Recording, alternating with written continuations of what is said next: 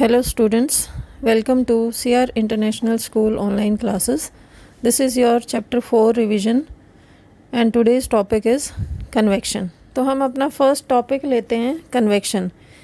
अभी हमने इससे पहले वाली वीडियो में कंडक्शन के बारे में जाना था, जिसमें हमने हीट को कैसे ट्रांसफ़र करते हैं किसी भी ऑब्जेक्ट में ये जाना। तो कंडक्शन जो है वो सॉलिड सब्सटेंसेस के लिए होता है, क्योंकि उसमें डायरेक्ट कांटेक्ट की ज़रूरत होती है और सॉलिड चीज़ों को हम उस डायरेक्ट कांटेक्ट के द्वारा हीट अप कर सकते हैं।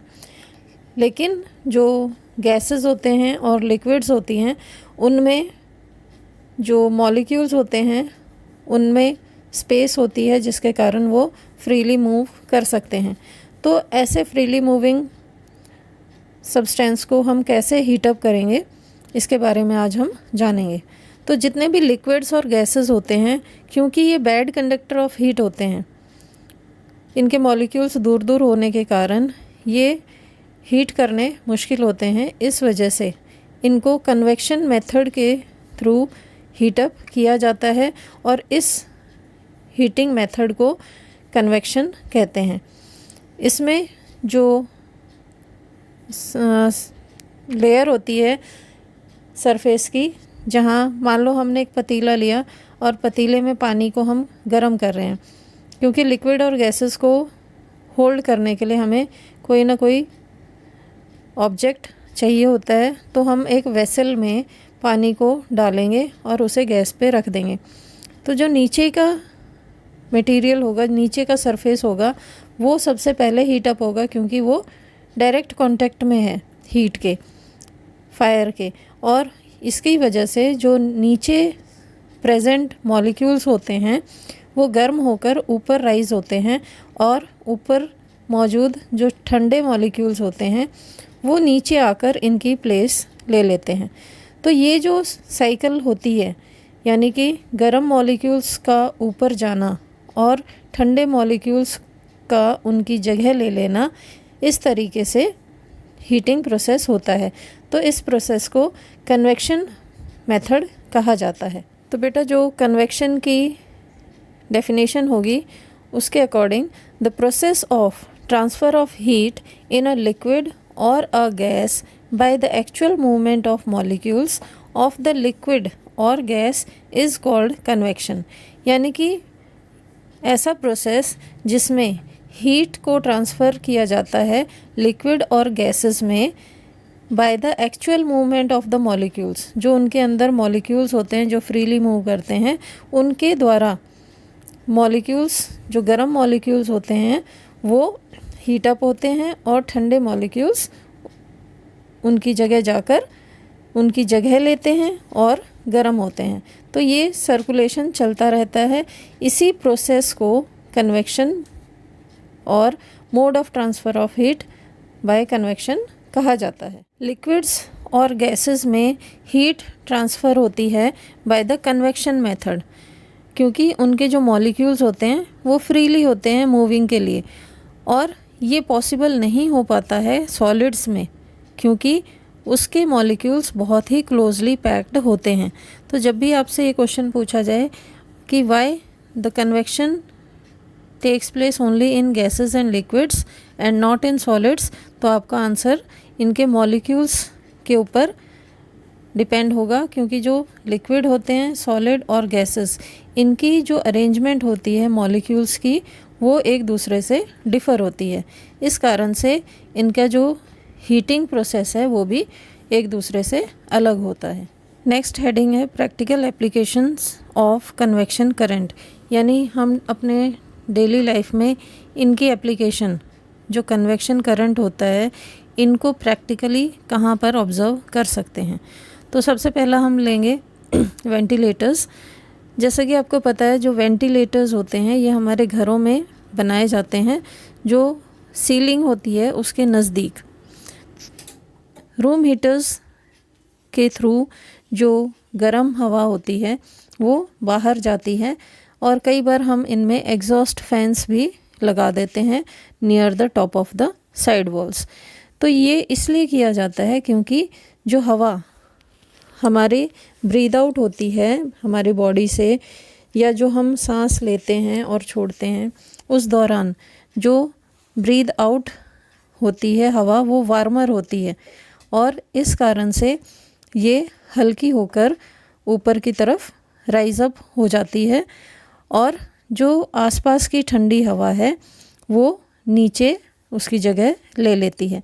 तो इस तरीके से जब गर्म हवा ऊपर जाती है तो ऊपर उसको निकलने के लिए रास्ता जो है वो वेंटिलेटर्स के थ्रू ही दिया जाता है। तो ये प्रोसेस जो होता है, जब इनसाइड द रूम अगर टेम्परेचर हाई हो जाता है यानी गर्म हवा ज़्यादा हो जाती है तो हम खिड़की दरवाज़े खोल देते हैं, जिसके कारण ठंडी हवा अंदर रश करती है और गर्म हवा ऊपर वेंटिलेटर से बाहर चली जाती है और इससे कमरा जो है वो बैलेंस हो जाता है और ठंडक उसमें हो जाती है। तो इस तरह से हम वेंटिलेटर्स को बनाते हैं और यहाँ पर जो कन्वेक्शन करंट सेटअप होता है उनके कारण जो कमरे हैं वो हमारे ठंडे रहते हैं और हम उसमें आराम से रह सकते हैं। तो वेंटिलेटर्स में हम कन्वेक्शन ऑफ करंट को ऑब्ज़र्व कर सकते हैं और उसका जो फ़ायदा होता है वो फील कर सकते हैं। हमारा सेकंड एग्जांपल है चिमनीज़। आपने देखी होंगी चिमनीज़ जो फैक्ट्रीज़ में फिटेड होती हैं और वहाँ से धुआं निकलता हुआ भी देखा होगा। तो इन चिमनियों को क्यों लगाया जाता है? इससे जो गर्म हवा है वो बाहर छोड़ी जाती है। अंदर जो भी फैक्ट्री में काम चलता है हीटिंग का, उससे जो स्मोक और फ्यूम्स निकलती हैं वो इन चिमनियों से बाहर आती है और जो हॉट फर्नेस होता है वहाँ से गैसेस जो हैं वो बाहर आकर हवा में एटमॉस्फेयर में मिक्स हो जाती हैं।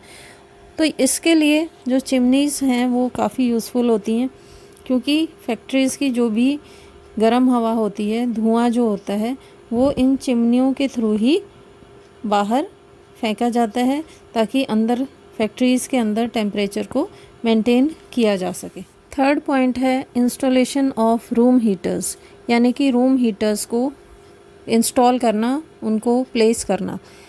तो ये सुझाया जाता है कि रूम हीटर्स जो हैं वो ग्राउंड लेवल पर ही रखे जाने पर इफ़ेक्टिव होते हैं, क्योंकि इनके द्वारा जो हवा गर्म होती है वो हीटर के आसपास की हवा गर्म होकर ऊपर राइज अप हो जाती है और जो सराउंडिंग की ठंडी हवा है वो उसकी जगह ले लेती है। इसके कारण धीरे धीरे जो कमरे की सारी हवा होती है वो गर्म हो जाती है और यहाँ पर कन्वेक्शन करंट सेटअप होता है, जिसके कारण ये पॉसिबल हो पाता है। तो जहाँ जहाँ हीटर की गर्माहट होगी वहाँ की हवा गर्म होकर राइज अप हो जाएगी और कमरे में प्रेजेंट जितनी भी ठंडी हवा है वो उसकी जगह लेकर वो भी गर्म हो जाएगी। तो एक पॉइंट ऐसा आता है कि पूरा कमरा जो है वो गर्म हो जाता है। तो इस तरीके से हम सर्दियों में हीटर का इस्तेमाल करके अपने घर को वार्म कर सकते हैं। साइंस इन लाइफ में हम जानेंगे कि जो एयर कंडीशनर्स होते हैं जनरली उनको हाई लेवल पर वॉल के साथ क्यों रखा जाता है? ये इसलिए कि जो कन्वेक्शन करंट सेटअप होता है हवा में वो रूम के अंदर से जो गर्म हवा होती है उसको बाहर फेंक के जल्दी से जल्दी अंदर कमरों को कूल कर सके। इस कारण से उनकी जो सेटिंग होती है वो राइज करके रखी जाती है। नेक्स्ट है convection current in nature. Nature में भी जो कन्वेक्शन करंट है उसको हम देख सकते हैं। आपने देखा होगा जो कोस्टल एरियाज़ होते हैं यानी समुद्र के किनारे वाले जो इलाके होते हैं वहाँ पर हमेशा ब्रीज़ यानी हवा बहती रहती है from the sea to the land. समुद्र की तरफ से धरती की तरफ हवा चलती है और दिन के समय ऐसा होता है और रात के समय लैंड ब्रीज़ होती है ड्यूरिंग द नाइट, क्योंकि सी ब्रीज़ जो है वो एक्चुअली कन्वेक्शन करंट्स बनाती है। अब हम जानेंगे कि सी ब्रीज़ क्या होती है। जैसा कि जो लैंड होती है वो हीट को एब्जॉर्ब करके जल्दी गर्म हो जाती है एज़ कंपेयर टू सी। जैसा कि दिन के समय जब सूरज की गर्मी धरती के सरफेस पर पड़ती है तो वो बहुत जल्दी गर्म हो जाती है, लेकिन जो सी वाटर है उसमें धीरे धीरे पानी जो है समुद्र का वो गर्म होता है, क्योंकि वहाँ पर कन्वेक्शन करंट होता है। जो हवा है अबव द लैंड सरफेस, धरती गर्म होने की वजह से वो भी हीटअप होकर एक्सपैंड हो जाती है और ऊपर की तरफ उठ जाती है, और समुद्र से आने वाली जो ठंडी हवा होती है वो उसकी जगह ले लेती है। तो ये जो प्रोसेस है, यानी कि समुद्र से आने वाली ठंडी हवा जब धरती के ऊपर की गर्म हवा की जगह लेती है तो ये सी ब्रीज कहलाती है, क्योंकि समुद्र से हवा लैंड की तरफ दौड़ती है, इस कारण से ये सी ब्रीज कहलाती है। तो दिन के समय जो ठंडी हवा समुद्र से उठकर धरती की तरफ बहती है उसको सी ब्रीज कहते हैं, और जो विंडोज़ और घरों के जो दरवाजे हैं, खिड़कियां हैं, कोस्टल एरिया में रहने वालों के, उनका फेस समुद्र की तरफ रखा जाता है ताकि जो ठंडी हवा है समुद्र की वो घर में एंटर कर सके। नेक्स्ट है लैंड ब्रीज। लैंड ब्रीज क्या होती है? Land loses heat faster than the sea. जैसे कि धरती दिन के समय सूरज की धूप से जल्दी गर्म होती है, वैसे ही शाम को सूरज के छुप जाने के बाद धरती जल्दी ठंडी भी हो जाती है एज़ कंपेयर टू सी के कंपैरिजन में। और रात के समय क्योंकि धरती जल्दी ठंडी हो रही है और समुद्र का पानी धीरे धीरे हो रहा है, तो इस वजह से जो हवा है वो धरती से उठकर समुद्र की तरफ बहती है, क्योंकि जो समुद्र का पानी है वो गर्म होता है। तो गर्म होने के कारण वो जो हवा उसके ऊपर प्रेजेंट होती है वो भी गर्म होती है, तो वो राइज अप हो जाती है और धरती से आने वाली ठंडी हवा उसकी जगह ले लेती है। इस तरह से वहाँ पर कन्वेक्शन करंट सेटअप हो जाता है, और जो ठंडी हवा लैंड से सी की तरफ आती है उसे लैंड ब्रीज कहा जाता है। बेटा यहाँ पे ये जो दो डायग्राम आपको दिख रहे हैं, सी ब्रीज और लैंड ब्रीज को, इसको हम डिटेल में समझेंगे और इसमें क्या क्या डिफरेंसेस हैं वो देखेंगे। तो सबसे पहले हम लेते हैं सी ब्रीज। सी ब्रीज जो होती है वो दिन के समय होती है और लैंड ब्रीज जो होती है वो रात के समय। तो ये आपको याद रखना है। और किस कारण से होती है ये देखिए। दिन के समय सन की रेज से जो लैंड एरिया है वो जल्दी हीट हो जाता है, और इसके कारण यहाँ पे जितनी भी हवा है वो वार्म होकर ऊपर की तरफ उठती है, ठीक है, और ऊपर जाकर ठंडी हो जाती है। समुद्र के ऊपर की जो ठंडी हवा होती है, क्योंकि पानी धीरे धीरे गर्म होता है तब तक उसमें वो ठंडक रहती है, तो वहाँ से आने वाली ठंडी हवा जो है वो लैंड की तरफ रश करती है गर्म हवा की जगह लेने के लिए। तो इस तरीके से जो कन्वेक्शन करंट होता है वो यहाँ पर बनता है। ऊपर गई हुई हवा भी ठंडी होकर नीचे की तरफ आती है। तो ये जो साइकिल आप देख रहे हो यहाँ पर, ये कन्वेक्शन करंट कहलाती है, और ये दिन के समय होती है, इसलिए इसको सी ब्रीज कहा जाता है। तो आपको ये याद रखना है कि समुद्र से लैंड की तरफ आने वाली हवा को सी ब्रीज कहते हैं।